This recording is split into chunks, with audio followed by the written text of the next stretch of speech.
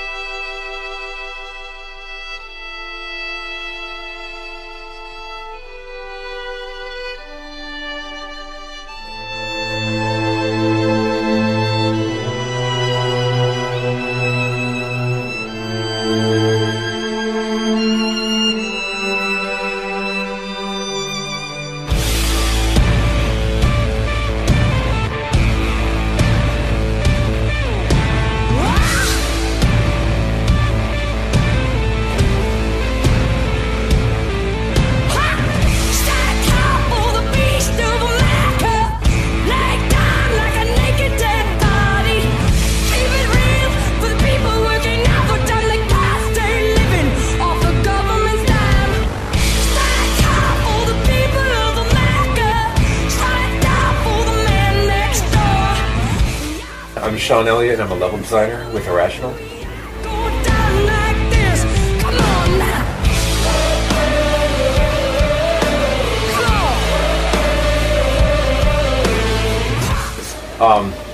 I would say one of the main mysteries of the story is the development and the exploration of that relationship. From the very beginning, you know a little bit. You know that Booker is given this notice that says, "Get the girl and wipe away your debt." What that debt is, who wants the girl, and why they want her, that's part of the mystery that unfolds over the course of the game. And Elizabeth, what you know about her when you first meet her, is that she seems to be venerated across Columbia as someone very, very important and central to the city and to its power. She's been sequestered, isolated for her entire life and studied very carefully, and she's protected and also imprisoned by this creature called the Songbird, giant, monstrous mechanical bird-like thing.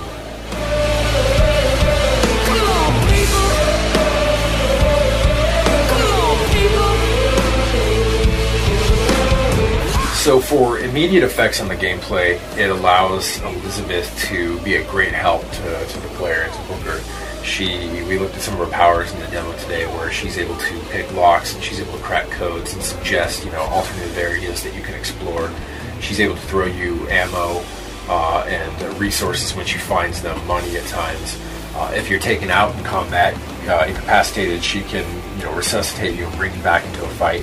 And her number one ability is to open what we call tears, which are just like figments of alternate parallel universes. And you can ask her to open these tears at any time, after they're introduced and after you can learn that she has this ability. And she can open as many as she wants, but only one at a single time. So it starts to create opportunity costs where you're in a combat, for example, and you see that there are several tears in front of you, and you open one for cover because there's a motorized Patriot bearing down on you, shooting his Gatling gun, so you've protected yourself for a moment.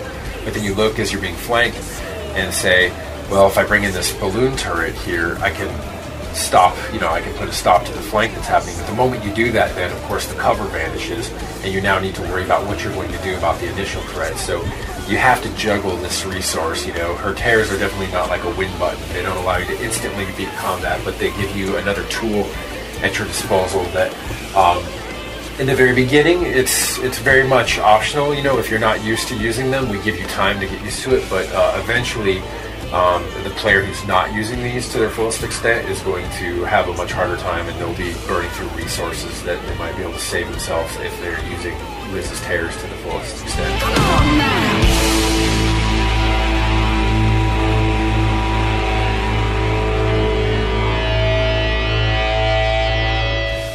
Yeah, we totally agree, at least about, for our game, we don't want you to have to take care of Elizabeth. That was, our number one thing going forward. It was that she's never going to be demanding that you help her out with something, like you don't have to walk around making sure that she's not hurt, and your game's not going to come to an end if she's killed. And even if you're running somewhere, you don't have to stop and wait for her to catch up. She's always resourceful enough to jump on a skyline and catch up with you. And if you get, pretty far ahead of her, she'll catch up with you eventually. And sometimes she might run a little bit ahead of you, not to tell you where to go, but just to remind you that, hey, I'm still here. Don't worry about me. I've got this covered.